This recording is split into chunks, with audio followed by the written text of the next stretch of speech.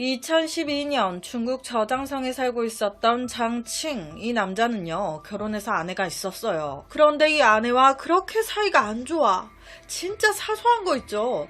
예를 들어서 오늘 밥이 왜 이렇게 질어? 이런 걸로 하루 내내 싸우고, 누가 전화기를 탁 놓으래. 살살 놔야지. 서로 안 질릴래야 안 질릴 수가 없죠. 장칭은요, 자신의 결혼 생활에 대해 극도의 지루함과 불만을 느꼈습니다. 그날 또한 마찬가지였어요. 2013년 말 또 아내와 별것도 아닌 거 가지고 대파 싸웠어. 너무 열받으니까 이때 장칭 핸드폰 하나를 딱 들고 혼자 방으로 들어와 버립니다. 에이씨, 짜증나 죽겠네. 채팅을 딱 켜요. 이때 만난 거예요. 그 채팅에서 닉네임 손끝에 별빛님을, 닉네임 기가 막히다. 손끝에 별빛. 바로 말 걸어서 대화를 하기 시작하는데, 내가 척이 정확한 사람이거든. 이 손끝에 별빛님 뭔가 되게 온화하고 친절하고 다정한 여자 같아. 나랑 말이 잘 통해. 대화를 하면서 이 장칭은 알게 됐습니다. 손끝에 별빛님 이름이 첸위화. 와, 그녀 직업이 군대 여자 군의관이야? 이름도 너무 이쁜데 직업 뭐야? 너무 좋잖아. 그는 곧바로 그녀의 모든 것에 관심을 가지기 시작합니다. 매일같이 둘이 채팅하고 하루 일과를 서로 보고하고, 그러면서 이 둘 서로 호감을 가지기 시작. 우리 한번 만날래요? 그렇게 둘 한 커피숍에서 만나게 되는데, 장칭이 그녀를 딱 처음 봤을 때 첫 느낌은요, 이 여자 생각 외로 키가 좀 크네? 자기보다 머리 하나가 더 큰 거예요. 여자가 훤칠해. 그럼 좀 당황할 만도 한데, 이때 그는요, 이것조차도 너무 마음에 들었습니다. 키도 큰데 얼굴도 이뻐. 목소리도 너무 부드러워. 말투도 너무 조곤조곤하고, 모든 게 내 스타일. 이 둘은요, 만난 지 2시간도 채 안 돼 호텔로 가고요. 거기서 같이 밤을 보내요. 연인 사이가 된 거예요. 바로 그날. 처음 만난 날 바로 호텔로 가서 같이 잤단 말이에요. 이때 그녀의 성격을 좀 알 수 있는데, 분위기가 싹 잡히면서 채뉘야, 먼저 씻을래요? 네. 서로 딱 씻고 나왔어요. 씻기도 다 씻었겠다. 딱 이제 할 거 하려고 하는데, 이때 그녀 말합니다. 저 부끄러워서 불 안 끄면 안 할 거예요. 뭐 충분히 그럴 수 있죠. 장칭 바로 불을 끕니다. 그리고 이 둘 이불 속으로 쏙 즐거운 밤을 보내요. 몸을 한번 섞었더니 더 가까워졌네. 자, 그런데 제가 맨 앞서 뭐라고 했습니까? 행복하진 않았지만 이 장칭 엄연히 본쳐 있었어요. 이거를 채니아가 알게 된 거예요. 기분이 굉장히 언짢았습니다. 나 내연녀가 되긴 싫은데. 그래서 이때부터 딱 거리를 두기 시작해요. 하지만 이미 장칭은 너무 빠져버렸는걸. 이런 그녀의 마음을 바로 눈치챈 거예요. 그래서 그는요, 채뉘야, 난 너밖에 없어. 본처랑 바로 이혼할 거야. 걱정하지 마. 그러면서 아예 밖에다가 집을 하나 더 장만합니다. 채뉘야 그녀의 이름으로. 그 집에서 둘이 같이 사는 거예요. 장칭 2집 살림을 할 순 없었기에 얼마 안가 본처와 초고속으로 이혼합니다. 그리고 채뉘야 그녀에게 집중해요. 둘은요, 너무 행복했어요. 그 증거가, 여보 나 임신했어. 그것도 쌍둥이. 장칭은요, 채뉘아의 임신 소식에 눈물을 흘렸어요. 너무 좋아가지고. 하지만 이런 행복은 오래가지 못합니다. 바람핀 놈이 또 핀다고. 이 장칭 또 바람났나? 아니요. 채뉘아가 군의관이었잖아요. 장칭한테, 여보 우리 사실상 결혼한 게 아니잖아. 동거인 건데 결혼 전에 임신은 군 징계감이야. 이거 위반이라고. 아무래도 이거 문제될 것 같은데. 어떡하지? 이 말에 얼마나 놀래요. 그러니까 장칭이, 진짜? 그럼 내가 뭘 어떻게 도와줘야 돼? 그건 나도 정확하게 몰라서 부대 들어가서 다시 보고하고 물어보고 알아보고 형식적인 절차를 좀 밟아야 될 것 같아. 고로 나 부대에 좀 다시 들어갔다 와야 될 것 같아. 이 말을 하고 그녀는 이튿날 짐을 싸 부대로 돌아갑니다. 떠나기 전에 그녀는 장칭이 준 2만 위안도 챙겨가요. 하나로 한 380만원 정도 나오더라고요. 그렇게 한 보름 정도가 지났을 때 드디어 기다리고 기다리던 그녀가 돌아왔습니다. 어떻게 잘 처리한 거야? 다행이다. 그런데 돌아온 지 얼마 채 안 돼가지고 또 그러는 거예요. 자기야, 나 미국에 연수 받으러 가야 될 것 같아. 나도 안 가고 싶은데 이거 뭐 어떻게 할 수가 없네. 이 말에 장칭은요 절망했습니다. 이제 좀 같이 사나 했더만 거기다 임신까지 한 여자가 뭔 연수야, 뭔 미국이야. 하지만 가야 된다는 거예요. 채니아는요, 자기야, 내가 뭐 죽으러 가? 내가 뭐 이제 안 와? 걱정하지 마. 내가 뭐 거기서 바람나는 것도 아니고 애도 있는 마당에 내가 그러겠어? 얼른 연수만 끝내고 바로 돌아올게. 사랑에 빠진 남자는 가장 현혹되기 쉽다고 합니다. 그렇게 홀린 장칭은 또 한 번 그녀를 미국으로 떠나보내게 돼요. 그 후 장칭은요, 그녀가 미국에서 연수를 무사히 마칠 수 있도록 매달 3만여 위안의 생활비를 보냅니다. 애타게 그녀가 다시 돌아오길 기다렸는데 웬걸 어느 날부턴가 연락이 안 돼. 통화도 안 되고 채팅도 안 되고 세상에서 증발한 듯 그녀가 사라져버린 겁니다. 이때 그는요 너무 걱정됐어요. 우리 채니야, 미국에서 뭐 무슨 몹쓸 짓 뭐 이런 거 당한 거 아니야? 납치당한 거 아니야?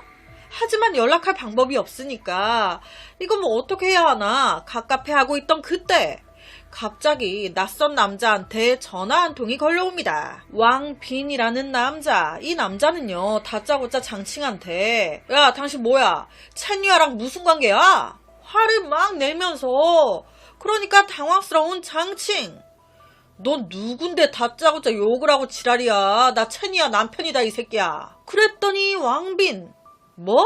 이 새끼가 돌았나? 누가 남편이래? 채니아 남편은 나야 이 새끼야. 지금 이게 무슨 상황이야? 그렇게 서로 막 화를 내면서 서로의 이야기를 하기 시작하는데 이게 들으면 들을수록 서로 상황이 너무 비슷한 거예요.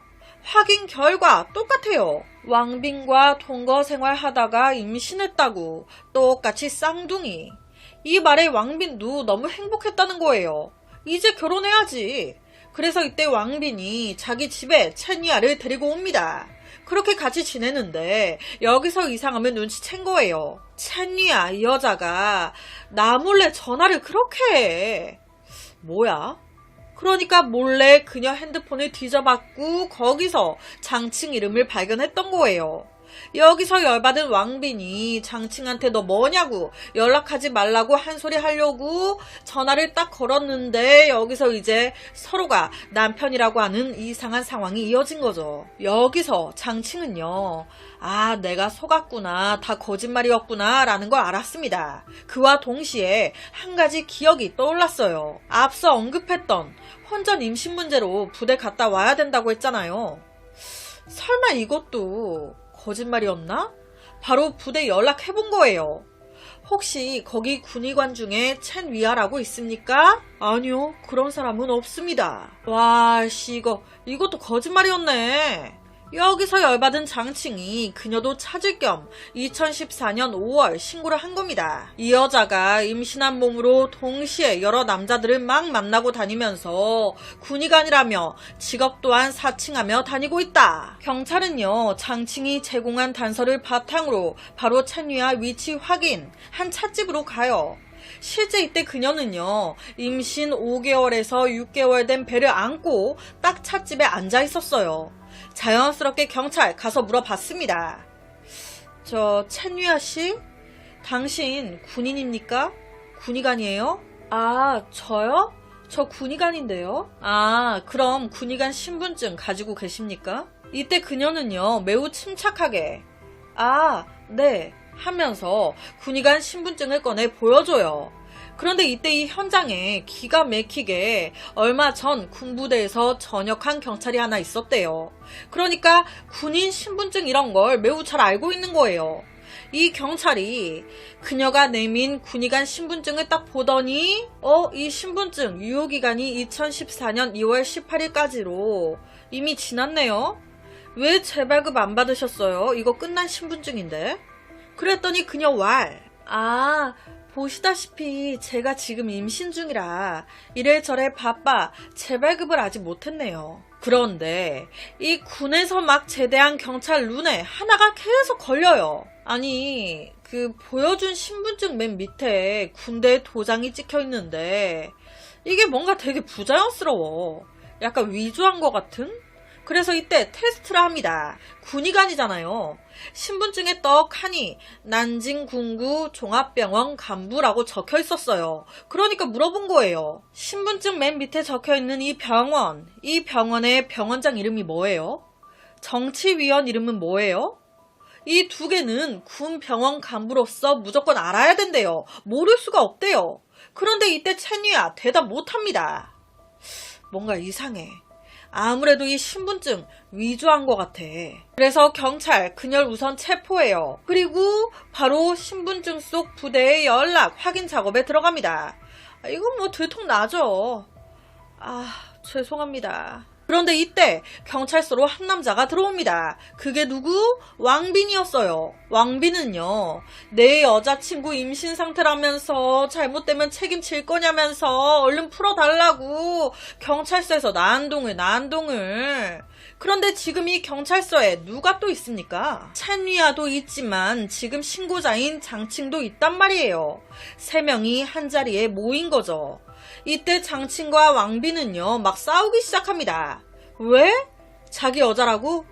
아니요.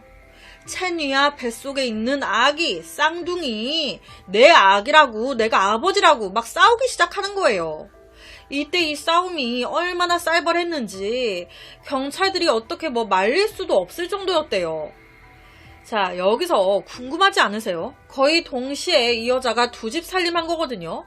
쌍둥이를 임신했대요. 그렇다면 누구 아이인 걸까? 경찰 또한 이 부분에 대해서 막 캐묻기 시작합니다. 이에 그녀 한숨을 푹 쉬면서 내내 다물고 있던 입을 열어야 되는데 이상한 걸 열어. 취조실에서 한숨을 푹 쉬더니 갑자기 입고 있던 치마, 자기 옷을 위로 확 드는 거예요. 그러더니 자기 아랫배 쪽에서 뭔가 쑥 꺼내. 보니까 무슨 천이 가득 차 있는 헝겊 자루를. 그러니까 임신한 것처럼 보이기 위해 이 헝겊 자루를 배에 차고 있었던 겁니다. 순간 현장에 있던 모든 경찰들 할 말을 잃었어요. 당황해서 가만히 있는데 반대로 이 여자 너무 침착한 거예요. 채니아는 경찰에게 자신의 진짜 이름, 본명을 알려줍니다. 그랬더니 더 충격적인 상황이 벌어져요. 와, 본명을 딱 조회해 봤더니 엄마야 뭐야, 채니야 정가가 말도 못해. 군의관을 사칭한 게 이번이 처음이 아닌 거예요. 호텔에서 군의관이라고 위조 신분증 내밀고 할인 받으려고 하다가 그게 걸려가지고 체포가 된 적도 있었고요. 한 번은 또 병원 가가지고 나 군의관이니까 무료 진찰해달라고 군의관증 딱 내밀었다가 이게 또 걸려가지고 구속.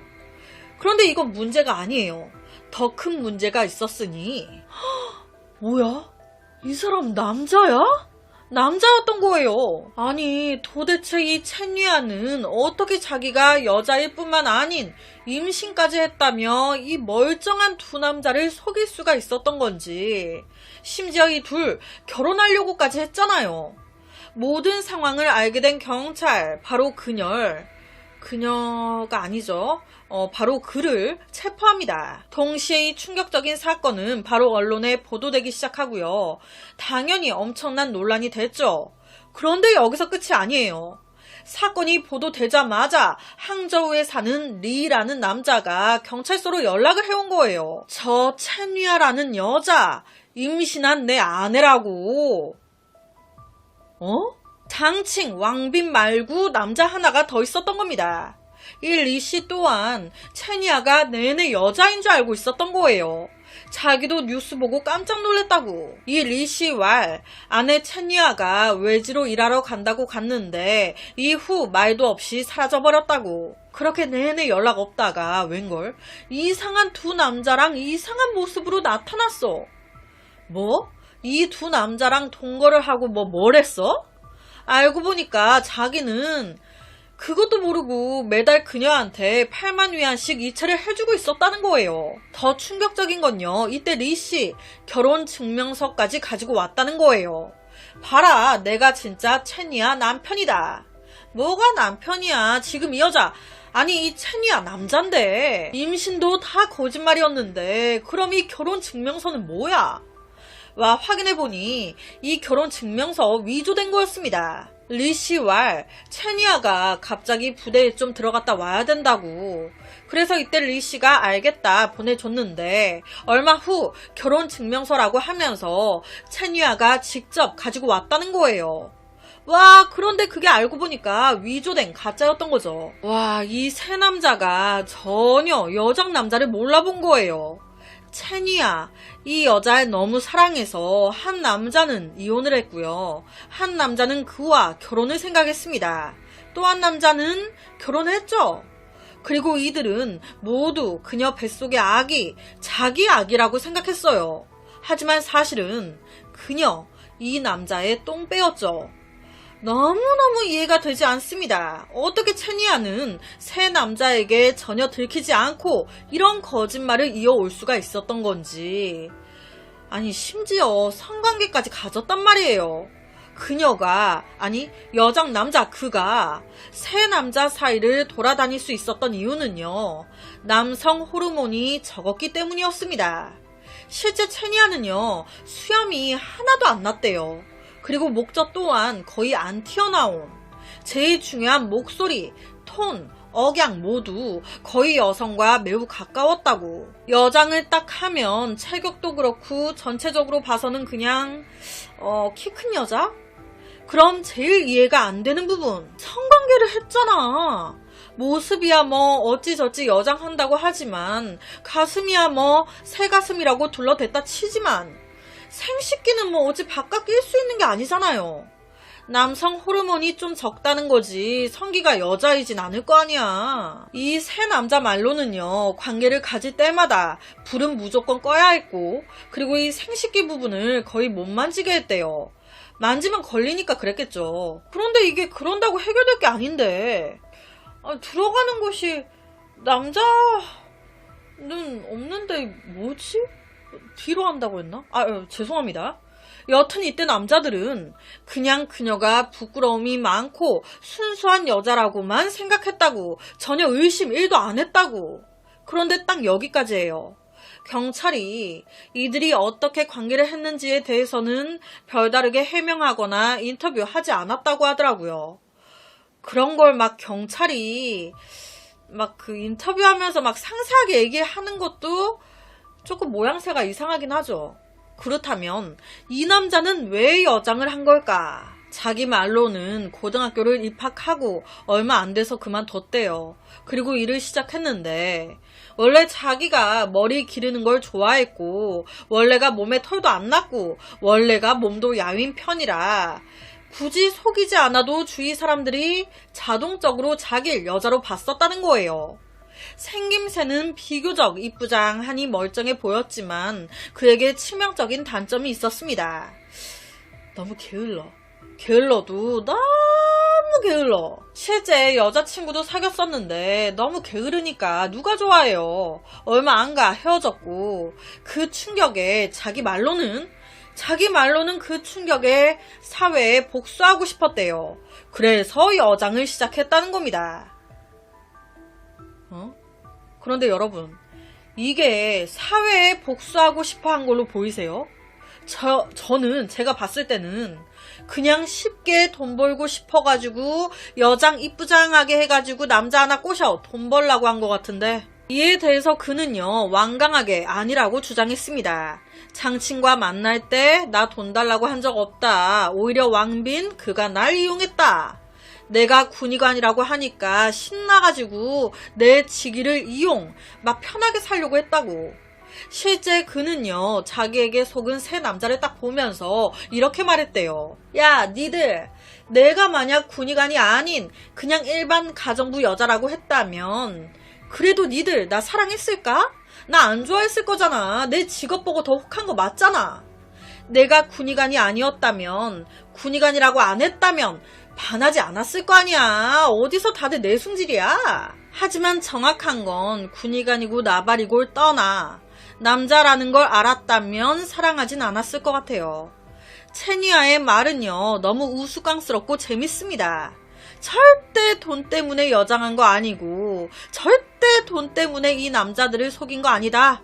하지만 그의 행위는 엄연히 사기죄에 해당되죠.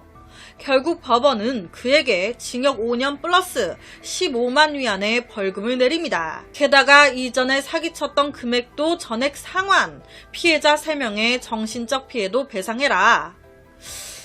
참, 채니아의 결말은 감옥에 가는 걸로 끝났어요. 하지만 장칭, 왕빈, 리씨, 이 세 남자의 마음속에 남은 건 상처뿐이죠.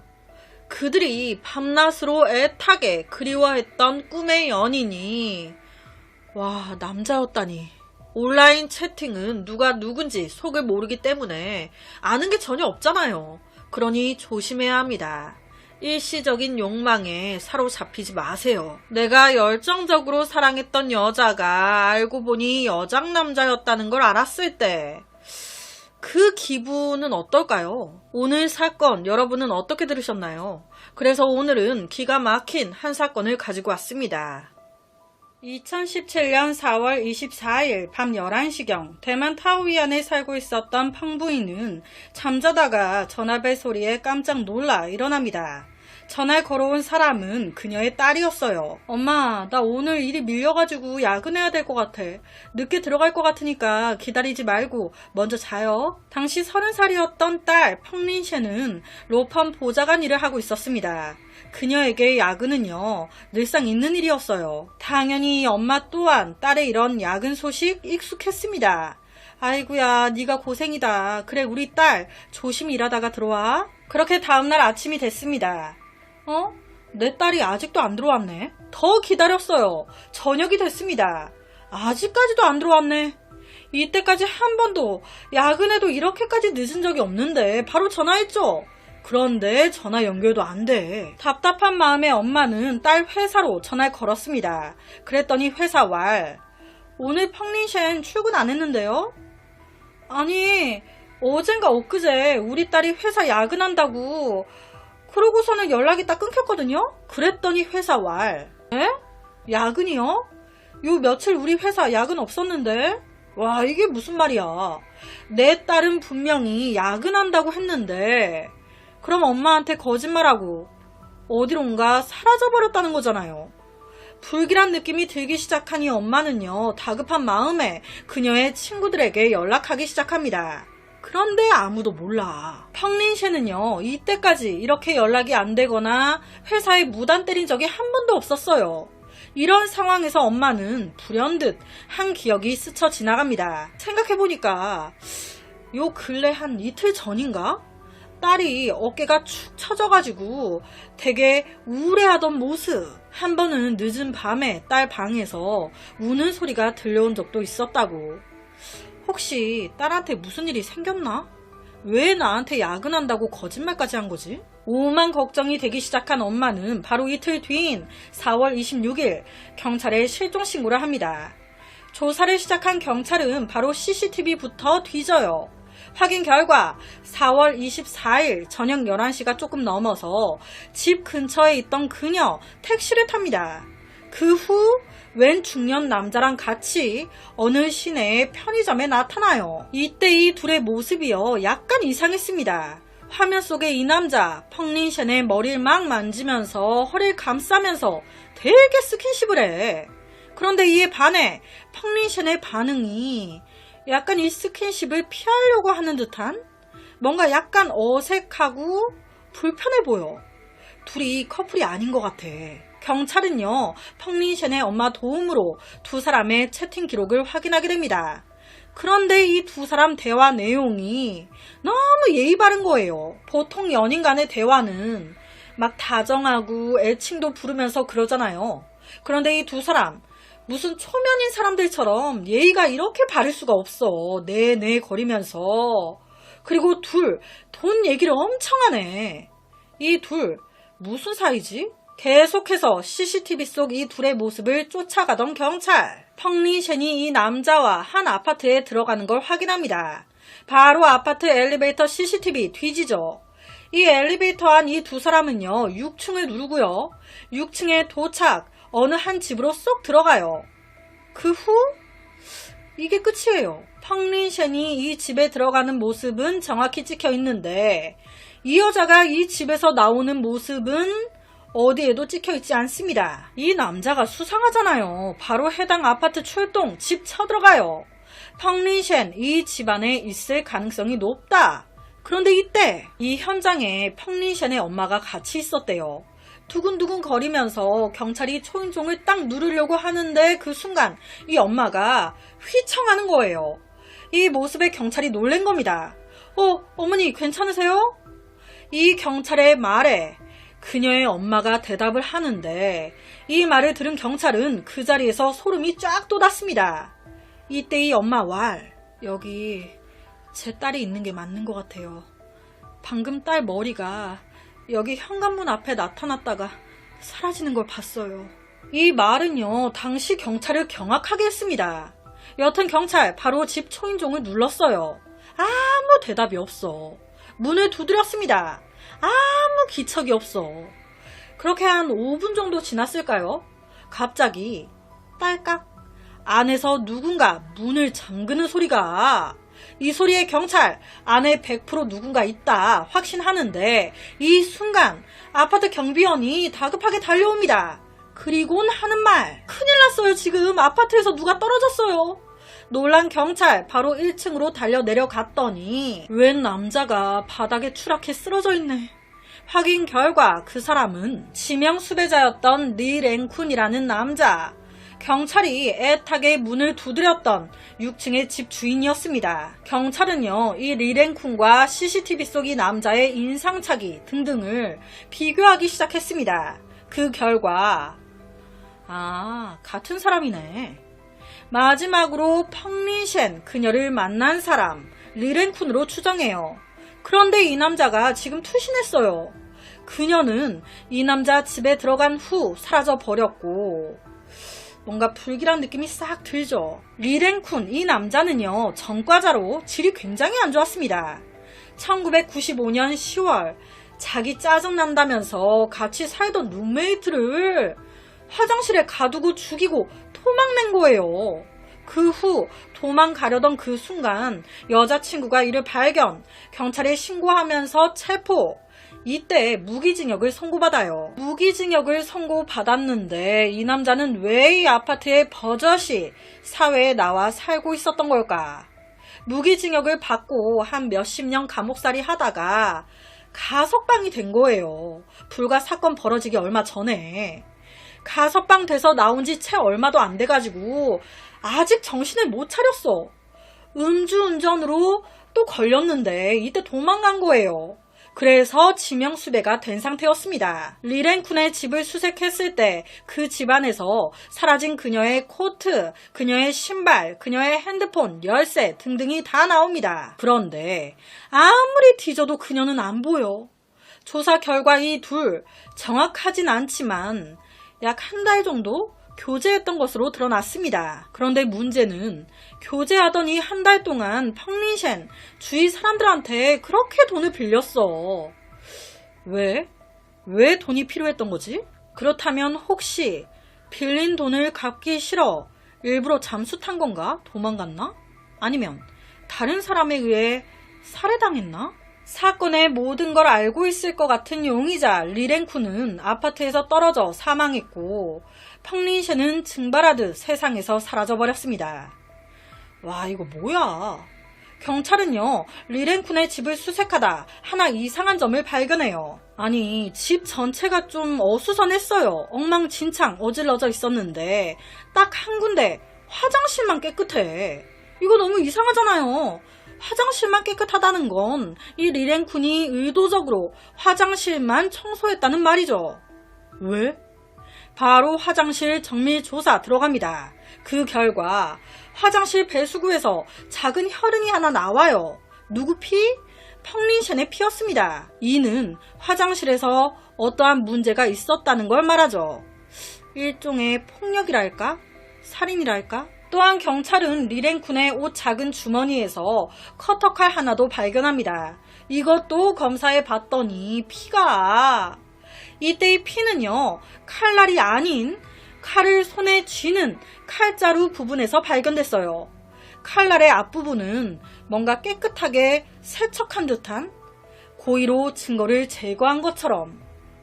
설마 리랭쿤, 그가 그녀를 죽인 거야? 경찰은요, 더 직접적인 증거가 필요했습니다. 그래서 아파트 건물 전체, 정화조와 수조부터 집안의 냉장고에서 천장까지 인간의 유해가 발견될 수 있는 모든 장소를 다 뒤져요. 하지만 아무것도 안 나옵니다. 와, 너무 안 나오니까 안 죽였나? 펑린셴 살아있나?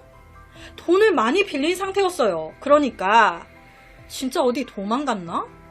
경찰은 이 아파트 건물 플러스 그 주위 상가 CCTV까지 다 뒤집니다. 그 결과 이상한 리랭쿤의 행동을 포착해요. 펑린셴과 함께 아파트로 들어갔어요. 그리고 바로 다음날 새벽 5시쯤에 리랭쿤 혼자 집에서 나오는 거예요. 이때 그는요, 되게 조심스러웠습니다. 사람이 있는지 없는지 양쪽을 막 살피는 듯이 쓱 앞으로 나갔다가 1분도 채 안 돼 바로 다시 집 안으로 들어가요. 이때 그의 손엔 아무것도 없었습니다. 2시간 정도 더 흘러 아침 7시쯤 출근하려고 나온 건지 집에 나와 엘리베이터를 타는데 이때 그의 손에 뭔가 들려있어요. 약간 여행 가방 같은데 이 가방을 자기 오토바이에 싣습니다. 그리고 출발하는데 어라? 이놈이 가는 동선이 조금 이상해. 계속 인적이 드문 길로만 가는 거예요.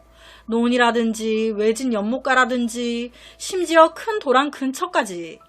근처의 모든 외진 곳을 다 돌아다닙니다. 딱 이상하잖아요. 그러니까 경찰, 이놈이 돈 동선 그대로 다 수색해요. 하지만 아무것도 안 나옵니다. 경찰은요, 이때 이놈이 여행 가방 하나를 들고 다녔단 말이에요. 이걸 회사에 들고 가지 않았을까 싶어서 회사 동료들한테 이 여행 가방에 대해 물어봤어요. 그런데 동료들 말, 이런 가방 본 적이 없다는 거예요. 그렇게 시간이 더 흘러 이놈 퇴근 후에 집에 돌아오는데 이때 들고 나갔던 여행 가방 어디로 간 건지 보이지 않습니다. 여기까지도 이상한데 저녁 7시에서 8시 사이 이놈이 또 집안에서 커다란 비닐봉지 2개를 들고 나와요. 이 2개에 뭐가 가득 들어있어. 이 큰 2개의 봉지를 들고 아래층으로 내려갑니다. 그리고는 쓰레기 수거차에 던져버려요. 와, 이것도 느낌이. 이에 경찰, 쓰레기 소각로까지 다 뒤집니다. 하지만 이때도 아무것도 안 나와요. 경찰은요, CCTV도 사각지대가 있을 수 있고 놓친 게 있을 수 있잖아요. 그래서 건물의 출구 입구부터 주차장 뒷문까지 다 꼼꼼하게 확인했습니다. 혹시나 이쪽으로 CCTV를 피해 몰래 나갔을까봐. 하지만 며칠을 뒤져도 그녀가 이 아파트 밖으로 나가는 모습 포착되지 않아요. 현재까지 확보된 증거를 바탕으로 경찰이 추정했을 땐 펑린셴 야근한 그날, 이 남자와 함께 이 집으로 들어간 그날 불행한 일을 겪은 걸로 추정이 됩니다.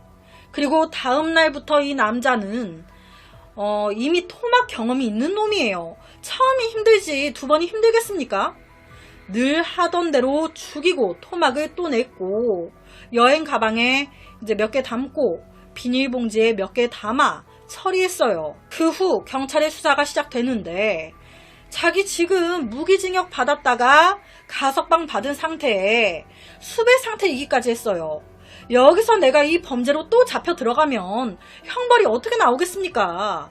나 평생 진짜 감옥에서 썩거나 사형받아 죽거나 둘 중 하나 아니야. 그러니까 스스로 극단적인 선택을 한 거 아닌가. 이 추측을 뒷받침할 증거는 아직까지도 발견된 게 없습니다. 몇 달 동안 추적했지만 아무것도 못 찾아내요. 도대체 시신을 어떻게 어디에 처리한 건지, 혹시 그녀 살아 어딘가에서 도망 중인 건지.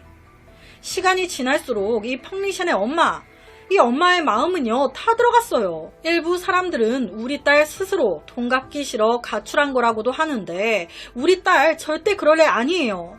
돈 때문에 힘들었으면 나한테라도 얘기했을 거예요. 이렇게 행동할 얘가 절대 아니라고. 너무 다급한 마음에 이 엄마는요 사건 발생 약 3개월 뒤인 2017년 7월 10일 오후 8시경 무속인을 찾아갔습니다. 너무 답답하니까. 이때 무속인은요 뭔가 지금 되게 추운데 아무래도 펑린셴 살아있는 것 같진 않아요. 그녀의 시신 위안즈 대학교 뒷산에 땅에 묻혀있는 것 같습니다. 그리고 이 사건의 범인 리랭쿤 말고도 한 명이 더 있는 것 같아요. 모두 남자 같습니다. 이 무속인이 한 말 얼마나 믿어야 할까요? 이 엄마는요 진짜 지푸라기라도 잡는 심정으로 경찰한테 이 말을 전달합니다. 그리고 경찰 또한 너무 답답하니까 지푸라기라도 잡는 심정으로 무속인이 말한 대학교 뒷산 다 뒤져요. 그런데 진짜 산 중턱까지 수색했을 때 경찰 한 명이 소리 지릅니다. 여기 찾았습니다. 와 설마 노란색 마대자루 그 안에서 뼈 무더기가 발견된 거예요.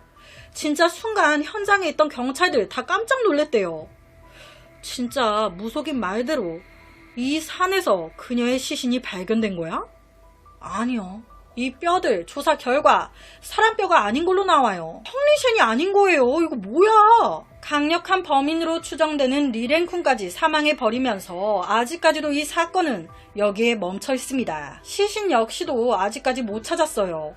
도대체 그녀는 어디로 사라진 걸까? 리랭쿤이 죽인 게 맞다면 왜 그녀를 죽였으며 그녀는 왜 여러 사람들한테 돈을 빌린 걸까요? 왜 그날 엄마한테 야근도 아니면서 야근한다고 거짓말하고 그를 만났던 걸까? 가해자, 피해자 모두 지금 사망한 걸로 추정이 되기 때문에 시신이 발견되지 않는 한 해결되긴 어렵지 않을까? 그녀의 어머니는 아직까지도 기적을 기다리고 있습니다. 늦더라도 꼭 이 모든 의문들이 풀릴 수 있길. 여러분은 이 사건에 대해 어떻게 생각이 되시나요? 그래서 오늘은 몸이지 미제 사건 하지 말라니까 또 가지고 왔네 라고 하시는 분들 계시죠? 이거는 범인 보이잖아요. 봐주세요. 오늘은 펑린셴의 실종 사건을 가지고 왔습니다. 2008년 12월 5일 대만 타이중에 살고 있었던 여대생 장양은요. 이날 사촌 오빠가 자기 집에 오기로 한 거예요. 기차 타고 온다고 하니 도착 시간에 맞춰 픽업하려고 일찍 자차를 몰고 고속철도역 타이중역으로 향합니다. 저녁 8시쯤 그녀가 타이중역 부근에 도착했어요. 주차를 어디다 해야 하나? 역 주차장으로 갈까 했는데 주차장이 뺑뺑 돌아가야 돼. 그러니까 이때 그녀 역 부근 길가 도로변에 차를 세워요. 여기 세워놓고 얼른 사촌 오빠 데리고 나와야겠다. 그렇게 주차하고 차에서 딱 내리는데 내리자마자 갑자기 3명의 남자가 그녀를 둘러싸더니 순식간에 그녀 남자들의 힘에 이끌려 다른 차로 끌려갑니다. 아니 이게 무슨 상황이야. 반대로 역 안에서 장량을 기다리고 있었던 사촌 오빠 아무리 기다려도 안 오고 전화해도 안 받고 뭐야? 싶어 역 밖으로 나와 이리저리 둘러보는데 역 근처에 신발 하나가 덩그러니 떨어져 있는 거예요. 순간 느낌이 싸해지면서 가까이 다가가 봤더니 바로 앞에 장량 차까지 덩그러니. 엄마야 이거 우리 장량 신발 같은데 지금 연락도 안 되고 이거 뭔가 이상한데. 그렇게 신고가 들어간 겁니다. 바로 조사에 들어간 경찰. 그런데 아무런 단서를 못 찾아요. 그렇게 하루 이틀이 지나 12월 7일 난터우에 집 겸 가게를 운영하고 있었던 사장님이 아침 운동하려고 새벽 4시에 가게 문을 연 거예요. 운동하려고. 그런데 이때 갑자기 한 여자가 뛰어들어옵니다. 제발 살려주세요. 저 납치됐어요. 제발 도와주세요. 마치 영화 추격자의 한 장면처럼 장량이었어요. 처음에 사장님은요 이 여자가 장난치는 줄 알았대요. 그런데 이 여자가 다짜고짜 막 숨으려고 하고 목소리도 떨리고 있고 하고 있는 행색도 실제 그녀 손에 수갑도 채워져 있었어요. 뭔가 심상치 않음을 느낀 사장님은요 이쪽으로 와라 하면서 얘기를 좀 나누는데 그때 알게 된 겁니다. 이 여자 납치당한 지 이틀째라는 걸. 그녀는요 막 벌벌 떨면서 나쁜 놈이 방심한 틈을 타 도망 나왔다고 얘기해요. 그러면서 사장한테 지금 앞에 흰색 차 있는지 좀 봐주세요. 그래서 이 사장이 앞에 딱 나가 보는데 그 순간 자기 눈앞에 흰색 차 한 대가 슝 지나가더라는 겁니다. 이 사장은요 너무 막 장량이 덜덜 떨면서 밥도 제대로 못 먹은 것 같은 그런 느낌이 드니까 라면 하나 끓여줬대요. 그걸 막 진짜 걸신 들린 듯이 허겁지겁도 먹네. 그리고 그 사이 사장이 경찰에 신고를 하면서 그녀는 무사히 집으로 돌아오게 돼요. 아, 정말 다행이죠. 안타깝게도 그녀는요, 자기를 납치한 사람들이 누구인지 알지 못했습니다. 다 처음 보는 남자들. 그녀와 세 남자가 날 둘러싸더니 차에 태워줬고 이것들이 손에 수갑을 채웠다는 거예요. 그리고 얼마 안 가서 이것들이 자기한테 카드 비밀번호를 막 물어보기 시작했다는 거예요. 이때 그녀는요, 머리 씁니다. 멍청한 척 하면서 가짜 비밀번호를 알려줘요. 그러니까 이것들이 한 슈퍼마켓 ATM기로 가가지고 돈을 뽑으려고 시도했죠. 뽑아지겠습니까? 이때 그녀가 멍청한 척을 계속한 거예요. 기억이 안 난다면서 자꾸 이렇게 막 둘러대니 이 3명 중에 2명이 약간 포기했다 해야 할까요? 재미없어진 걸까? 갑자기 이 2명이 아이, 우리 그냥 갈래 라고 하면서 3명 중에 2명이 중간에 가버렸다는 거예요. 그렇게 남자 1명과 장양만 남게 됐죠. 이때 이 남자는 들어온 늑대의 발톱을 드러냅니다. 이놈이 어느 되게 외딴 산 근처에 있는 폐허로 장양을 끌고 가서 거기서 이제 성폭행을 한 거예요. 멘탈이 와르르 무너졌을 법도 한데 이때 장양 끝까지 정신끈을 놓지 않아요. 그곳을 떠나 이동할 때 지금 내가 이 짓을 당한 장소가 어딘지 알아놔야 될 것 같다는 생각에 창밖에 이제 보이는 도로 표지판을 외웁니다. 그리고 이놈이 흰색 차를 몰고 문제의 난터우 시내 쪽으로 간 거예요. 거기서 이 범인 새끼와 둘이 이제 차 안에 갇혀 있는데 새벽 4시쯤 어디서 끼익 창문 열리는 소리가 들려. 이 소리에 그녀 잠시 잠들었다가 깬 거예요. 바로 이 범인 새끼를 딱 쳐다보니 운전석에서 자고 있네. 뭔가 지금이 하늘이 준 기회인 것 같아. 쓱 문을 열고 냅다 뛰어 열린 가게로 들어왔던 겁니다. 장양은요 아직 공부 중인 학생으로 집안 형편도 넉넉한 편이 아니었어요. 거기다 그녀 말로는 이 3명 모두 처음 보는 남자들이었대요. 평소 인간관계도 좋은 편이고 돈관계로 얽힌 것도 없고 그렇다 보니 경찰은 아무래도 이것들 강도 납치범으로 추정합니다. 이 사건이 알려지면서 사람들은 엄청 충격을 먹었습니다. 지금 납치당한 곳이 외진 곳이 아니었어요. 사람들이 많이 오가는 타이중역에서 대놓고 납치를 했는데 어쩜 목격자 한 명이 없을 수 있는가? 사건이 알려지면서 정말 많은 기자들이 납치 현장으로 몰렸고 분석에 들어갔는데 이 납치당한 곳이 약간 그 치안의 사각지대라고 해야 할까요? 여대생이 주차했던 곳 타이중역에서 500m 떨어진 곳으로 지금 화면 보시면 뭐가 딱히 없어요. 오가는 사람도 여긴 별로 없어. 감시 카메라도 이곳엔 없어. 다른 곳에 감시 카메라가 있었는데 딱 이쪽만 안 비치고 있는 거예요. 이곳에서 미친놈 3명에게 여대생이 납치된 거죠. 경찰은요, 이 범인들을 잡기 위해 사건 현장 인근 검문소를 설치하고 보안경비대와 경찰서는 경찰 4명을 24시간 파견해 순찰을 강화합니다. 이 타이중역이요, 상대적으로 이 감시 카메라가 좀 많이 부족하대요. 그래서 실제 1년 새 이곳에서만 납치 몸값을 요구하는 사건이 3건이나 있었다고 합니다. 이에 경찰은요 약간 게시판? 경고판까지 세워요. 이곳은 안전한 지역이 아니다. 치안의 사각지대다. 조심해야 한다. 뭐 이런 식으로. 자, 그렇다면 이 새끼들 잡아야죠. 이 장량은요, 범인들의 신원은 알지 못했지만 자신이 성폭행 당한 장소, 위치를 기억하고 있었어요. 아까 표지판 외워놨다고 했잖아요. 그러니까 그 장소로 경찰들을 데려간 거예요. 딱 가서 봤더니 아우 웬일이야. 그 장소에 흰색 세단차가 하나 세워져 있네. 이 새끼가 장량이 도망친 거 알고 여기 와서 차를 버리고 도망간 겁니다. 경찰 입장에선 땡큐였어요. 조사 결과 이 차 도난 차량으로 확인됩니다. 이 차 안에서 지문하며 핏자국하며 중요 단서들이 다 나와요. 그렇게 바로 용의자 특정합니다. 공갈 절도 전과자였던 류칭저우. 경찰은요, 이것들이 차를 몰고 왔다 갔다 한 그 길목 감시 카메라들을 다 수집 조사에 들어갑니다. 그렇게 일주일이 훌쩍 지나가요. 12월 12일 난터우 경찰은 한 신고 전화를 받습니다. 기괴한 되게 이상한 강도 사건이 발생했다고. 이 동시라는 한 남자가 만취가 돼가지고 자기 차에서 그대로 잠이 들었는데 깨보니까 웬 남자 3명이 내 차를 몰고 있어. 이 3명의 남자가 자고 있는 그의 차에 들어와서 동시 포함 그의 차를 다 납치한 겁니다. 얼마나 놀래요. 깨자마자 뭐야 이 남자들. 이 3명은요 옆에 작은 가위를 딱 들고 가만히 있어라 목을 콱 찔러버리기 전에 이 3명이 현금카드 비밀번호를 물어봤다는 거예요. 겁에 질려 사실대로 말했고 이에 이들은 근처의 한 ATM기로 가서 약 14만 달러의 돈을 인출합니다. 그 후 이것들이 한 숲으로 가더니 거기서 야 내려 강제로 차에서 쫓겨났다는 거예요. 다행히 살려줬죠. 이 사실을 알게 된 경찰은요, 이 강도 수법이 장량 사건과 매우 흡사하다고 느낍니다. 이거 그 새끼들 같은데?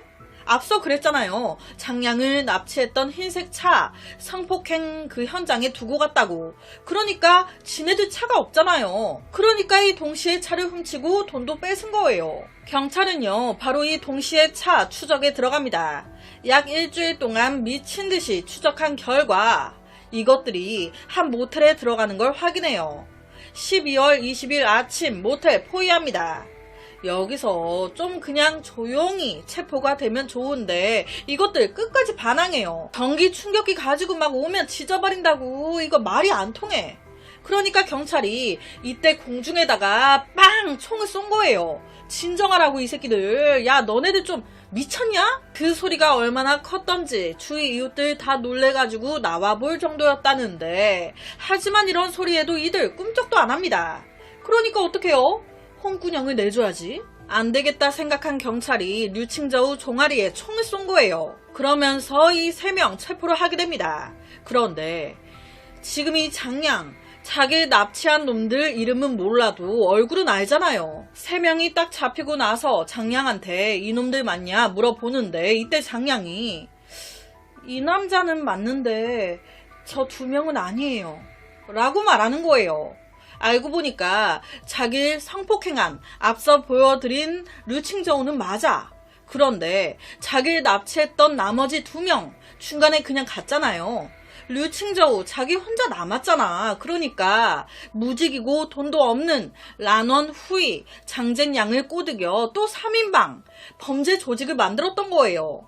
3명이서 또 범죄하려면 차가 필요하지. 그러니까 동시차를 또 납치하고 했던 겁니다. 장량을 납치하는데 함께했던 2명의 또 다른 공범도 추후에 잡혔어요. 그런데 이들은요 보니까 막 엄청 나쁜 짓을 하고 하진 않았었나 봐요. 중간에 또 그냥 나가기도 했고 그래서 크게 처벌을 받진 않은 것 같아요. 오히려 주범인 류칭저우 강도와 성폭행 혐의로 징역 18년 6개월 그리고 동시를 납치하고 마지막까지 경찰과 대치했던 2명 란원 후이 징역 9년 장젠양 징역 9년 8개월이 선고됐습니다. 만약 이 여대생 장량이 그날 그 시간 용기를 내 탈출하지 않았다면 피해자는 더 발생했겠죠. 정말 위험하고 두려웠던 그 순간 용기를 내준 덕에 더 많은 피해를 막을 수 있었던 것 같습니다. 이런 사건은요 대만에서만 일어나는 게 아닙니다. 이게 여자들에게만 일어나는 게 아니에요. 실제 제가 우리나라 실종 사건들을 좀 다뤘는데 우리나라 남자분이세요. 이분이 동대구역 근처 역 바로 앞에 그 공중전화에서 엄마한테 이제 잘 도착했다 전화하는데 갑자기 억 하더니 통화가 끊긴 거예요. 현재까지도 실종 상태로 알고 있거든요. 오늘 사건처럼 사람들이 많이 오가는 역에서 갑자기 납치된 걸로 추정하고 있습니다. 실제 외지에 이제 섬으로 노예로 팔려간 거 아니냐부터 인신매매 등등 여러 얘기가 나오더라고요. 이게 대만에서만 발생하는 사건이 아닌 거예요. 실제 옆에 사건은 제가 이 영상 더보기란에 이제 링크를 올려놓겠습니다. 항상 주의를 경계하고 사람 많다고 방심하지 말고 남녀노소 모두 조심해야 할 것 같습니다. 그래서 오늘은 대만에서 발생한 한 납치 사건을 가지고 왔습니다. 중국의 2015년 설 연휴, 모든 가정이 행복한 마음으로 새해를 맞이할 준비에 들떠있던 이때 딱 한 명 후베이성에 살고 있었던 팡 아주머니의 마음은 썩어 들어가고 있었습니다. 왜냐? 내 딸 팡샤오웬이 연락이 안 돼. 이 팡샤오웬은 27살로 되게 효녀였어요. 엄마 아빠한테 부담되기 싫다며 혼자 우한으로 넘어가 일하고 매일같이 엄마한테 전화해서 오늘 이랬다 저랬다 수다를 떠는 게 일상 중 하나인 그런 딸이었는데 웬일인지 한 사흘 전부터 연락 한 통 없어. 처음에 엄마는요, 곧 있으면 설 연휴고 하다 보니 일이 바쁜가 보네 라고 생각했어요. 그런데 사흘 동안 연락도 없기로써니와 전화했더니 전화도 꺼져 있어. 이건 이상하잖아요. 이 엄마는요, 너무 걱정이 되니까 바로 우한에 있는 딸 집으로 찾아갑니다. 갔더니 뭐 특별한 게 없는 거예요. 집에 딸 옷도 그대로 있고 카드도 그대로 있고 정말 딱 사람만 사라진. 바로 이어서 엄마는 딸이 일하던 마사지샵으로 찾아갑니다. 그런데 이 마사지샵 사장이 하는 소리가 팡샤오웬 며칠 전에 아버지가 아프시다면서 아버지 모셔야 된다고 휴가 썼는데? 이게 무슨 소리야. 아버지 멀쩡하게 잘만 살아있는데 아픈데 하나 없는데. 그럼 내 딸이 직장에도 거짓말하고 집에도 없고 연락도 안 되고 증발하듯 사라져버렸다는 거 아니에요. 바로 엄마는 경찰에 실종신고를 합니다. 그리고 정처 없이 시간은 더 흘러요. 몇 달 후인 2015년 4월 28일 이른 아침, 그날 후베이성 우안시의 한 강가에서 낚시를 하고 있던 장 씨는 되게 지루한 상태였습니다. 왜냐? 이놈의 물고기가 입질이 안 와. 그러니까 몸도 풀 겸 이때 장씨가 이 강가 주위를 살살 걸으면서 여기저기 막 둘러보기 시작한 거예요. 막 걷다가 화면에 도랑, 교각 밑에 다다른 겁니다. 아무 생각 없이 이쪽을 딱 보는데 저기 경사면 쪽에 있는 빨간 게 눈에 띄네. 보통 사람이면 어둡고 그러니까 그냥 무시할 만한데 이때 이 장씨는 아니었어요. 호기심이 너무 많아. 그러니까 이때 장씨가 바로 이 빨간 캐리어 가방 쪽으로 다가간 거예요. 가까이 가서 보니 길이가 60cm가 넘는 빨간색 여행 가방이네. 바퀴 부분에 진흙이 잔뜩 묻어있어. 여기 버려진 지 꽤 된 듯한? 장씨는요, 캐리어에 잠기지 않은 틈새를 통해 상자 안에 뭔가 들어있는 걸 확인했습니다. 순간 안에 돈다발? 그러니까 그 가방을 좀 더 열어보기 시작한 거예요. 역시나 그 안에서 나온 건 돈다발이 아닌 사람 시신이었죠. 그렇게 최초 신고가 들어갔고 현장으로 경찰이 도착했습니다. 가방 안에는요, 침대 시트에 쌓인 사람의 몸통, 상반신만 들어있었어요. 이 시신 하체랑 머리 어디 갔냐? 시신 부패가 심했기에 확인할 수 있는 건 피해자가 여성이라는 정도뿐이었습니다. 상반신이었으니까 지문으로 뭐 알아낼 수 있지 않았나? 그런데 그게 부패가 너무 심해가지고 지문도 딱히 단서가 되지 못해요. 현장 조사를 통해 경찰은 이 범인 실내에서 범행을 저지른 뒤에 토막, 그 후 일부를 가방에 담아 여기에 버려놨구나. 부검 결과 사망자의 나이는 대략 20살에서 27살 사이로 나옵니다. 사망 추정 시기는 설 전후.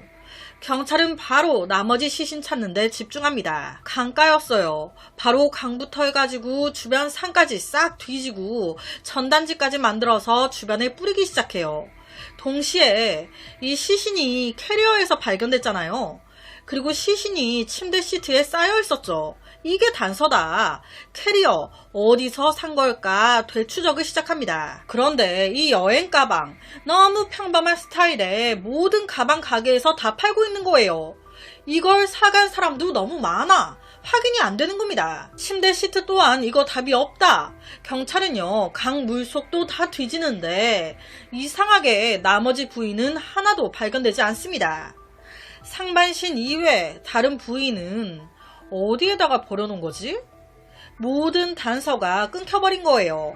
이때 다른 경찰서에서 한 통의 전화가 걸려옵니다. 저희 지역에 한 여성이 실종됐는데 거기서 상반신 시신 하나 나왔다면서요. 나이대도 그렇고 실종자와 좀 비슷한 것 같아서요. 그게 누구? 바로 맨 처음 말씀드렸던 딸 펑샤오엔. 펑샤오엔 27살이었죠. 20대. 우한시의 강가 교량 밑에서 시신 발견됐죠. 이 펑샤오엔 살던 곳 또한 우한이었잖아요. 경찰은요, 바로 펑샤오엔의 어머니 DNA와 발견된 상반신 DNA 비교 들어갑니다. 결과는 와, 내 딸이 맞네. 펑샤오엔인 거예요. 도대체 그녀에게 무슨 일이 있었던 걸까? 바로 경찰 펑샤오엔의 집을 수색하기 시작합니다. 집안은요, 깔끔했어요. 문과 창문도 외부인의 침입 흔적 전혀 없었습니다. 싸운 흔적도 전혀. 그런데 이 집 화장실 벽에 붙어있는 온풍기, 여기서 한 방울의 피가 발견돼요. 그 피를 조사해 봤더니 누구 피? 펑샤오엔의 피. 딱 드는 생각이, 이 범인 이 화장실에서 토막을 냈고 그 과정에서 피가 여기까지 튄 거지. 그런데 이걸 못 본 거야. 집주인 말에 따르면 이 펑샤오엔 이 집에서 혼자 산 게 아니었다는 거예요. 펑샤오엔과 같은 직장에 다니고 있었던 절친 쉬징이라는 여자와 플러스로 쉬징의 남자친구 당시 50살이었던 창웬까지 셋이 같이 살았다는 겁니다. 여자 둘에 남자 하나 같이 살았다. 와, 여기까지만 들어도 느낌이 딱 오죠? 창웬은요, 쉬징과 펑샤오엔이 마사지샵에서 일했잖아요. 그 마사지샵의 단골 손님이었습니다. 좀 더 정확히는 쉬징의 단골 손님. 이 집주인 왈, 설 연휴가 다가오기 한 몇 주 전에 이 쉬징이 설 잘 보내시라고 하면서 고향집으로 먼저 돌아갔다는 거예요. 즉 그 집 안에 펑샤오엔과 창웬 둘만 남아 있었다는 거죠. 여기서 더 이상한 건 쉬징과 창웬 이 두 사람을 확인해 보니 펑샤오엔이 사라지고 나서 쉬징 마사지샵을 그만뒀네. 창웬도 더 이상 그 마사지샵 이용 안 했네. 기가 막히네. 거기다 갑자기 집도 이사갈 거라면서 내놨네. 이런 비정상적인 행동들, 우리가 펑샤오엔을 죽였어요 라고 말하고 있죠. 이 둘 용의선상에 바로 오릅니다. 거기다 플러스로 시신이 발견된 곳 그 주위를 탐문수사하던 경찰은 한 주민을 만나 이야기를 듣게 되는데 그 주민 왈, 설날 전후로 요 강가에서부터 해가지고 그 주위를 계속 배회하는 남자를 봤었어요. 이 말에 경찰, 혹시 그 남자 얼굴이 이렇게 생겼습니까? 하면서 목격자한테 창웬 사진을 딱 보여주는데, 네, 이렇게 생긴 남자였어요. 이 남자 같은데? 그와 동시에 이 쉬징의 알리바이가 확인됩니다. 그러면서 자연스럽게 그녀는 용의선상에서 제외돼요. 남은 사람은 창웬이죠. 시신이 버려져 있던 곳은요, 펑샤오엔의 집에서 매우 멀리 떨어져 있었습니다. 그런데 창웬은 차가 없었어요. 이 큰 캐리어에 시신을 넣고 시신 발견 현장까지 버스를 타고 이동한다? 범인 입장에선 엄청난 위험 부담이 있죠. 그렇다면 버스가 아닌 택시를 타지 않았을까? 경찰은요, 바로 창웬의 사진을 받고요, 현상금을 걸어버려요. 택시 기사님들 중에 이 남자를 태운 사람 연락 달라 바로 연락 옵니다. 2월 15일 오후 7시쯤 한커우시의 한 마을 입구에서 이 남자가 빨간 여행 가방을 들고 탔다. 그럼 어디서 내렸냐? 시신 발견 현장 근처에서 내렸다. 경찰은요, 범인 창웬이라고 확신했습니다. 바로 추적하고요, 의외로 쉽게 잡혀요. 그리고 다행히도 이놈 바로 자백합니다. 자, 이 사건이요, 기가 막혀요.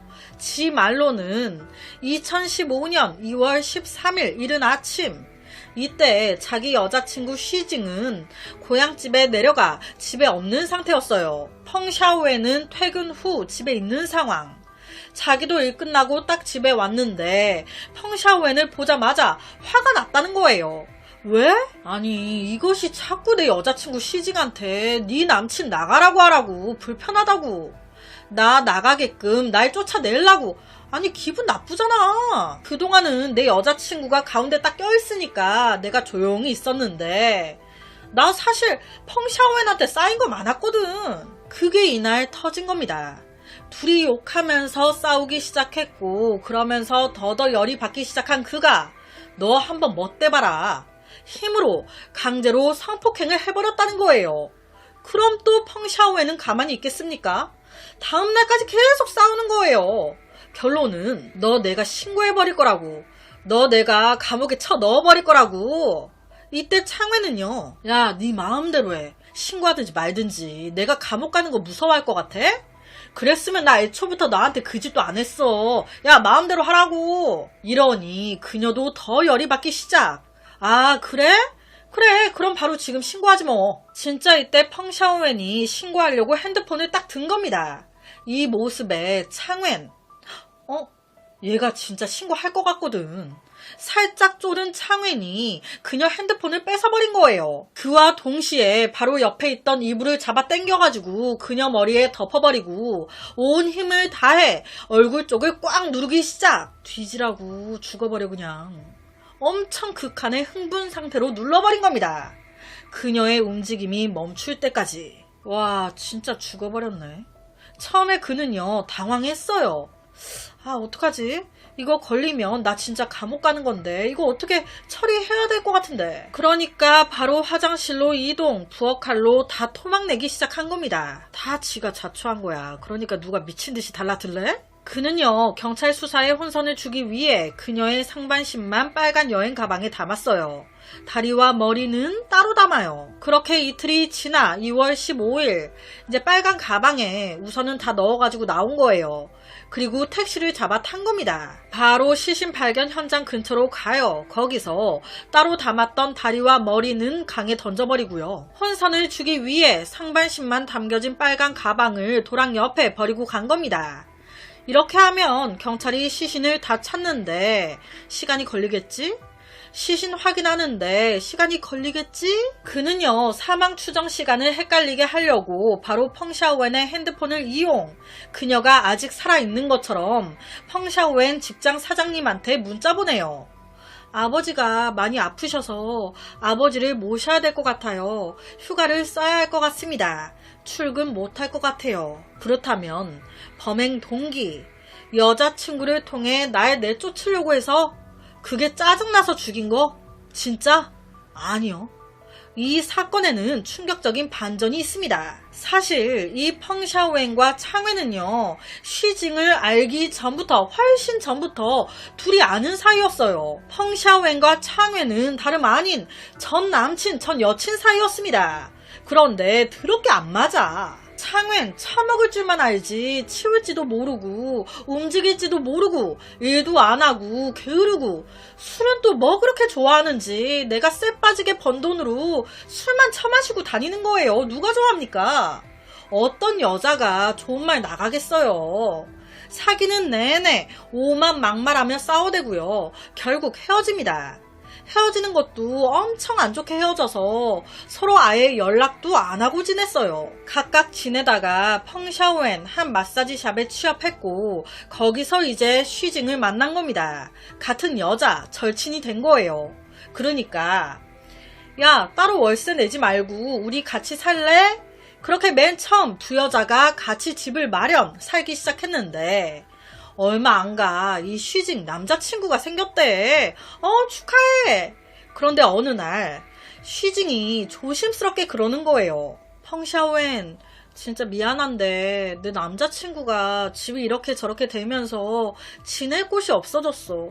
잠깐 우리 집에서 같이 지내면 안 돼? 솔직히 펑샤오엔 싫었어요. 여자 둘이 사는 집에 뭐 남자야. 그래서 그때 이제 펑샤오엔은 아무 대답하지 않습니다. 그럼 이걸 거절로 알아들어야지. 쉬징 눈치 없이 남자친구를 데리고 들어온 거예요. 그때 안 겁니다. 내 절친 쉬징의 남자친구가 창현이야? 와, 세상 참 좁기도 하다. 이 둘은요, 서로 딱 보자마자 기분이 안 좋았어요. 왜? 헤어지는 것도 개떡같이 헤어졌는데 또 구질구질하게 연결이 돼버렸어. 창웬이 집에 들어오자마자 솔직히 화나죠. 펑샤오엔은 창웬 플러스 쉬징을 대하는 태도 냉담해집니다.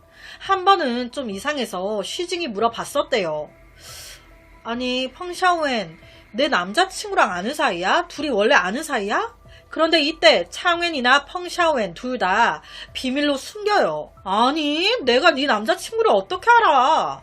그런데 솔직히 뭐 말하기도 그랬겠죠. 쉽지 않았겠지. 엄청 안 좋게 헤어진 전 남친과 본의 아니게 같이 살게 됐어요. 이거 좋겠습니까? 시간이 지나면 지날수록 펑샤오엔과 창웬의 갈등이 심해지기 시작하는 거예요.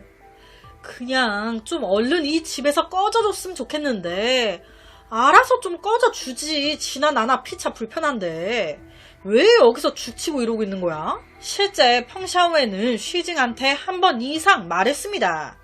두 여자가 사는 집에 남자 하나 껴있는 거, 샤워하거나 화장실 가는 것부터 다 불편하다.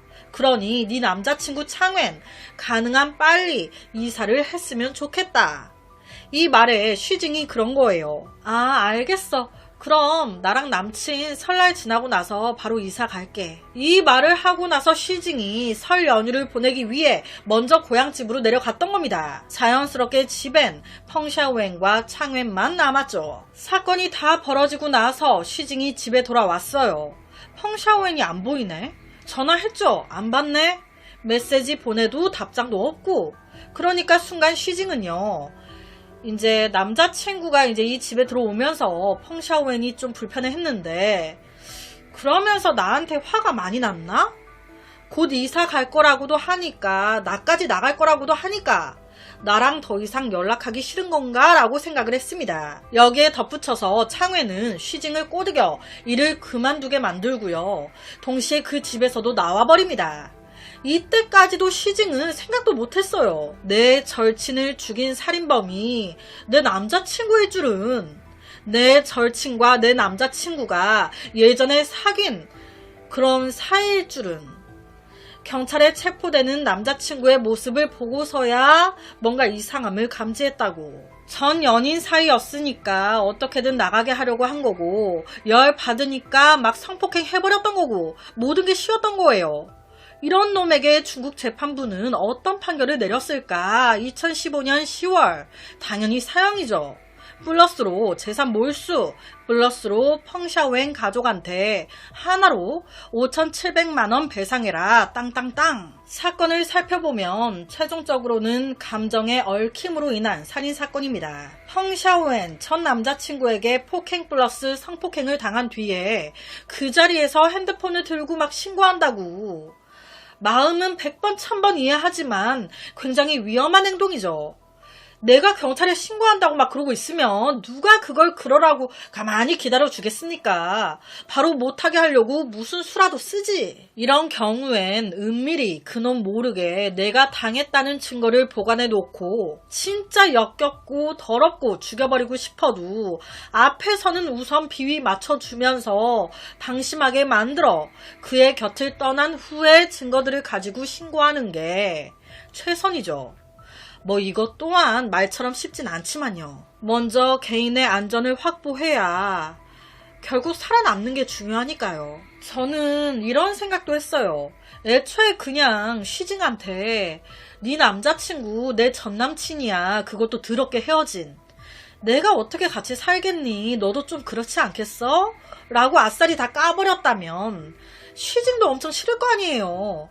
그러니까 더 빨리 집을 나가지 않았을까? 그럼 이런 최악까진 오지 않을 수도 있지 않았을까라는 생각이 좀 들더라고요. 여러분은 이 사건 어떻게 생각이 되시나요? 그래서 오늘은 최악의 한 살인사건을 가지고 왔습니다.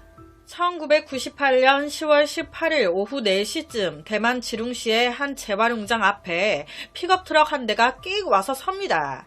바로 그 차에서 4명의 남자가 내리는데 이 남자들은요, 앞에 2명, 뒤에 2명 나눠 차 짐칸에 있는 큰 냉동고 하나를 내리려고 으쌰으쌰 해요.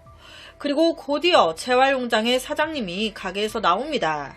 이 4명의 남자는요, 사장님한테 인사드리고 이 냉동고를 차에서 내린 뒤 바로 다시 차를 타고 떠납니다. 이 4명의 남자들이 이 냉동고를 사장님한테 팔고 간 거예요. 4명이 들어도 낑낑대던 그 냉동고를 사장님 혼자 어떻게 가게 안으로 들고 가라고. 이 사장님은요, 우선 냉동고를 길가로 밀었어요. 그런데 이 냉동고에서 냄새가 너무 나는 거예요. 그러니까 순간 아무 생각 없이 사장님이 이 냉동고 안에 썩은 음식이 있나 싶어 이 냉동고를 푹 연 겁니다. 그런데 뭔가 이상해. 진짜 한 3초 동안 멍하니 아무 생각 없이 그 냉동고 안을 쳐다만 봤대요. 지금 당시 그 영상이거든요. 가만히 보다가 슥 문을 다시 닫습니다. 그리고는 그냥 가만히 있어요. 한 몇 분 후 경찰에 신고합니다. 지금 보시는 이 화면, 이때예요. 지금 딱 이제 시신을 본 거죠. 진짜 이때 너무 당황스럽고 너무 놀래가지고 머리가 하얘져 버린 거예요. 그런데 저도 실제로 보면 이럴 것 같더라고요. 너무 당황해서 지금 이게 무슨 상황이지? 나 어떻게 해야 되지? 생각 좀 정리할 시간이 필요한? 너무 당황스러운 마음을 가라앉히고 바로 신고한 거죠. 냉동고 안에서 나온 건 시신 한 구. 당연히 이건 살인사건, 시신 유기 사건이구나 판단했죠. 하지만 이 재활용 가게 주인은요, 이 상황 자체가 좀 짜증났습니다. 내가 재활용해서 다시 되팔려고 산 그 냉동고에서 시신 나왔잖아요. 괜히 나도 막 용의선상에 오른다거나 주위에 이 소문이 퍼져버리면 내가 아무 관련이 없다 한들 우리 가게 이미지가 이거 시신 나온 가게라고 해서 뭐 손님들이 오겠나. 와, 나 이거 장사 망했다 싶었던 거예요. 여튼 수사를 시작한 경찰, 제일 먼저 용의선상에 오른 사람은 이 재활용 주인이 아닌 이 냉동고를 판 4명의 남자들이었습니다. 이 4명 중에 3명은요 친형제들이었어요. 구씨 형제. 나머지 1명은 그냥 도와주러 온 친구. 바로 경찰서로 이들 불러드립니다. 이 구씨 형제와 세 형제가 다 같이 살다가 이 형제들이 이제 둘째 형만 그 집에 그대로 있고 각각 집을 얻어 떨어져 나가게 된 거예요. 그러니까 대청소도 할 겸 짐도 뺄 겸 집 리모델링도 할 겸 쓰지 않는 물품들을 모두 정리 버리고 있었다는 겁니다. 그 중에 하나가 이 냉동고였던 거예요. 둘째 형, 이거 냉동고 안 쓸 거지? 이거 버려버리게. 이 냉동고에서 왜 시신이 나왔는지, 이게 언제부터 여기 있었는지 이 구씨 형제도 몰라. 몹시 당황스러웠습니다. 이거 연기인 걸까요? 아니면 진실인 걸까요? 이 형제 왈, 이 냉동고 원래 안 쓰는 집 빈방에 놓여 있었다고. 이 시신이 발견된 냉동고는요, 업소용 냉장고로 가로 약 150cm, 세로 약 80cm, 높이 120cm의 중형 사이즈에 속하는 냉장고였습니다. 제가 그냥 냉동고라고 할게요. 냉동고 안에 있던 시신은요, 이미 몸통과 사지가 완전히 다 썩어 신원을 알아볼 수조차 없었어요. 그냥 그 상태로 보아 몸집이 되게 작아 보였습니다. 그리고 알몸 상태로 밑에 삼각 팬티만 입혀져 있었어요. 피해자 여성이구나. 성폭행이나 어떤 불행한 일을 겪은 뒤 이렇게 버려졌구나. 이렇게 만든 놈들 냉동고를 판 세 형제들이구나. 점점 수사망을 쪼여오고 있는 상황. 이때 이 세 형제들 이렇게 말합니다. 아니, 그 냉동고요, 사용 안 한 지 1년이 넘었어요. 정말이에요. 이 말에 경찰 되물었어요. 야, 그냥 이 냉동고 근처만 가도 썩은 내가 진동을 하는데 아무도 몰랐다는 게 말이 되냐? 한 명도 이 냉동고를 열어보지도 않았다는 게 말이 되냐고. 이에 대해서 형제들은요, 저희가 한창 사용하고 할 때 낚시에서 얻은 물고기들 그거 얼리는 용도로 사용했었습니다. 그러니까 저희는 악취도 용도가 이랬다 보니 생선 비린내가 배서 나는 냄새인 줄 알았어요. 그냥 빈방에 놓고 신경 끄고 지냈다고요. 그러다 이사 가고 리모델링 하는 기회에 꺼낸 거였고요. 정말 그게 다예요. 정말? 이때 둘째 형제가 이런 말을 합니다. 전에 저희가 집 문을 잠그고 나갔다 온 적이 있었는데 갔다 오니까 집 자물쇠가 파손돼 있던 적이 있었어요. 아무래도 그때 도둑이 우리 집에 들어와 냉동고에 시신을 숨겨놓고 간 것 같아요.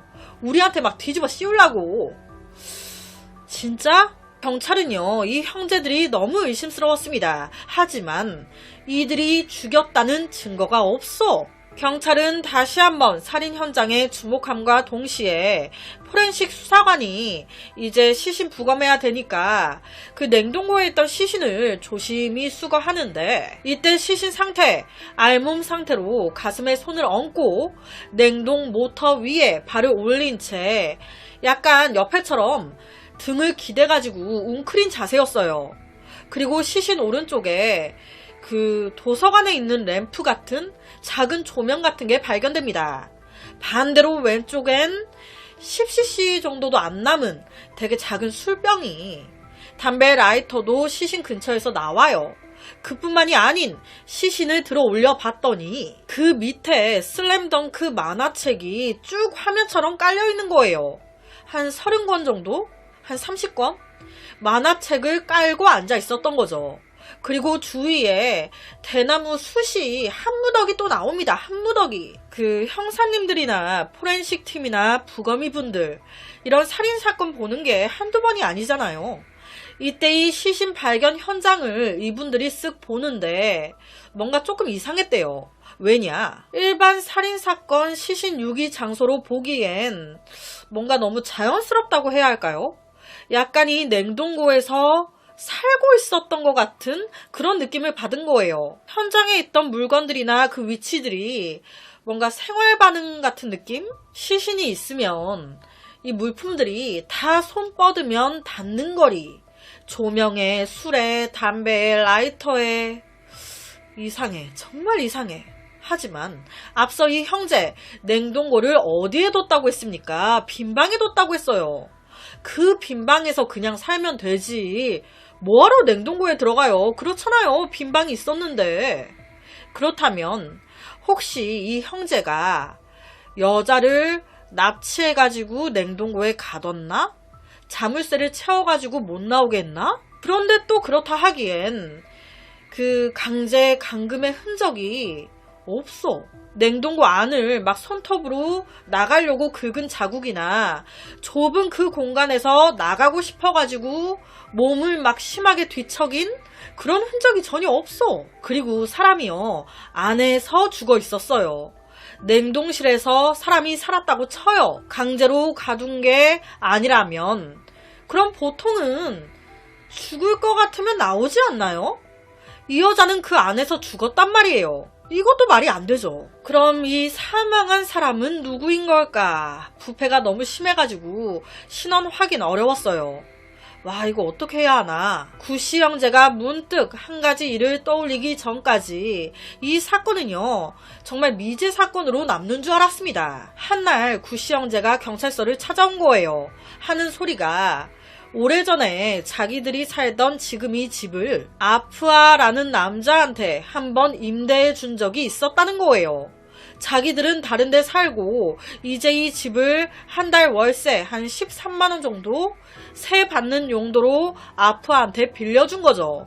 그런데 이 아프아가 딱 한 달치 집세만 낸 뒤에 사라져버렸다는 거예요. 잠적 연락도 안 되고 집에 찾아가도 없고. 그래서 당시 이 형제가 와, 이 새끼 월세 내기 싫어가지고 톡꼈네 라고 생각했대요. 그래서 크게 마음에 두지도 않았고, 아우 월세 들어와서 못 주겠다, 자기들이 이 집으로 들어와 살았던 거예요. 아프아? 경찰은요, 혹시나 해서 아프아 가족들을 수소문해 찾아갑니다. 그런데 이 아프아 가족들 또한 아프아와 연락이 끊긴 지 좀 오래됐다는 거예요. 거기다 냉동고가 발견된 집 마당부터 수색하다 보니 한쪽에 아프아의 오토바이가 똑하니 아프아 오토바이가 새들어 살던 그 집에 아직까지 세워져 있었던 거예요. 적어도 반년 이상 움직이지 않았어. 플러스로 이 문제의 집을 다 정밀 수색하던 경찰, 구석에서 아프아의 신분증과 건강보험 카드 발견합니다. 물건들이 그 집 안에 그대로 있었던 거예요. 구씨 형제는 돈 내기 싫어 다 두고 도망간 거라고 생각을 했던 건데, 솔직히 이것도 좀 이해가 안 되긴 하죠. 사건이 이 지경까지 갔다는 게 구씨 형제의 행동들도 참 진짜 기가 막힙니다. 그런데 여기서 잊지 말아야 할 건 냉동고 안에서 발견된 시신 여자였잖아. 여자 아니었어? 그런데 아프아는 남자예요. 그리고 사망 사인은 뭐였던 거지? 부검 결과에 집중할 수밖에 없는 상황. 부검 결과는 냉동고에서 발견된 시신 남자로 나옵니다. 삼각 팬티를 입고 있었던 남자. 부패가 너무 심해가지고 이게 말라지면서 몸체가 작아지니 여자로 착각했던 거죠. DNA 확인 결과 남자의 역시나 아프아였어요. 사망 기간은 대략 6개월 이상으로 나옵니다. 와, 냉동고에 있은 지 6개월이 지난 건데 그 집에 같이 두고 살아놓고 아무도 몰랐다는 게 대박이긴 하죠. 그렇다면 왜 아프아는 냉동고에서 죽은 채 발견이 된 걸까? 다른 사람한테 살해당한 뒤에 냉동고에 넣어졌나? 역시나 구씨 형제가 월세 문제로 싸우다가 죽였고 여기에다가 유기했나? 이 구씨 형제는요, 의미심장한 말을 하나 합니다. 월세를 내주고 나서 아프아한테 전화가 한 번 왔었다는 거예요. 이때 이 아프아 하는 소리가, 와, 귀신이 들린 집은 나한테 세주면 어떡해요. 귀신이 한두 명도 아니고 내가 밤에 잠도 못 자고 미쳐버릴 것 같다고요. 하도 난리 쳐가지고 집에를 딱 가봤더니 진짜 현관문에 창문에 안방부터 해가지고 집 전체에다가 부적을 엄청 붙여놨더라는 거예요. 후에 자기들이 이사 오면서 다 떼버렸다고. 이상하죠? 귀신? 경찰은 이 아프아에 대해 좀 더 파보기 시작하는데 여기서 하실만한 게 확인돼요. 이 아프아 마약 전과가 장난이 아니야. 그러니까 경찰이 추정했을 땐 귀신한 거 마약으로 인한 환각으로 의심이 되는 겁니다. 주변 탐문 수사를 이어가던 경찰은 이웃한테 결정적인 증언을 또 들어요. 한 오토바이 가게 주인이 하는 소리가 한번 아프아가 자기 가게 찾아와서 사는 곳에 귀신이 있다면서 막 벌벌 떨면서 하소연을 그렇게 했다는 겁니다. 너무 무서워서 방 침대에서 잠도 못 잔다고. 그러니까 이때 오토바이 가게 주인이 침대에서 안 잔다고? 그럼 어디서 자?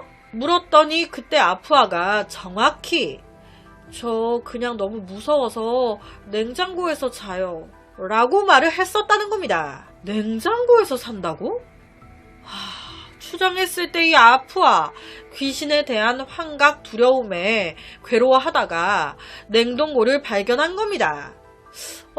저기 들어가면 귀신이 못 쫓아오겠지? 그런데 제가 앞서 뭐라고 했습니까? 이 형제, 이 전까지 이 냉동고를 낚시하고 오면 그 물고기 얼리는 냉동시키는 용도로 사용했어요.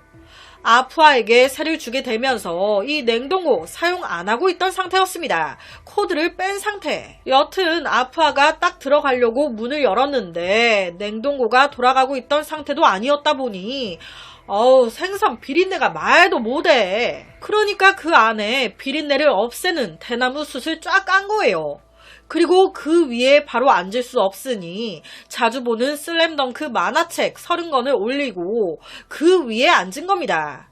그리고 슬램덩크 만화책을 봐야겠는데 냉동고 문을 닫으면 어둡잖아요. 안 보여. 그래서 자기 옆에 조그마한 램프 스탠드를 갖다 둔 겁니다. 거기다 좋아하는 술까지 딱딱 손에 닿는 데다가 그렇게 냉동고를 자기만의 공간으로 만든 거예요. 냉동고가 넓지 않아 약간 쭈그리고 눕는 자세로 슬램덩크 보면서 술 한잔 하면서 뭔가 약간 불편했을 것 같기도 한데 그런데 이게 좋았나 봐요. 귀신에게서 도망칠 수 있는 유일한 탈출구랄까? 그렇다면 그는 왜 죽은 걸까요? 숨이 막혔다거나 불편하면 강제로 가둔 게 아니었으니까 자물쇠가 채워져 있던 것도 아니었으니까 그냥 나오면 되는 건데 왜? 이 부분은 부검했을 때도 의문사로 나와요. 그렇다 보니 경찰이 추정했을 땐 마약 전과가 꽤 있었단 말이에요. 서서히 죽어간 게 아닌 쇼크사로 보이는 겁니다. 중독 쇼크사. 만화책 보고 있다가 갑자기 하고 죽어버린 그 상태로 무려 6개월이 넘게 방치된 그 집에 새 형제가 들어와 살았는데도 그 시신 썩는 냄새가 엄청 지독하다 하는데 어떻게 한 명도 냉장고를 열어보지 않았던 건지 정말 기가 막힙니다. 그 냉동고를 팔려던 그 순간까지도 안 열어봤다는 게 대박이에요. 이 구씨 형제는요, 이 모든 사실을 알게 된 이후 원래는 막내 동생이 이사 가면서 집 리모델링해 나머지 형제가 이어 살려고 했는데 지금 시신 나왔잖아요. 어떻게 남아서 계속 살아. 다 이사 갔대요. 그 이후 몇몇 그 집 주위의 이웃들이 뭐 한밤중에 그 빈집에서 농구 소리가 들렸다라는 말도 하고 빈집에 그림자를 봤다는 말도 나오고 나중엔 이 재활용 주인이 있죠. 이분이 그 종잇돈이랑 그 슬램덩크 만화책 몇 개를 같이 태워줬대요. 어찌됐든 이렇게 구씨 형제의 억울함도 풀렸고 갑작스럽게 사망한 이 아프아의 혼도 안식을 찾았습니다. 냉장고 안에서 시신이 발견되는 사건은 우리나라도 꽤 있는데 그 시신이 타살이 아닌 환각에 스스로 냉장고 안에 들어가 살다가 쇼크사한 사건은 우리나라엔 한 번도 있은 적이 없는 사건인 것 같은데 진짜 별의별 사건이 다 있죠. 그래서 오늘은 대만에서 발생한 진짜 기가 막힌 한 사망 사건을 가지고 왔습니다.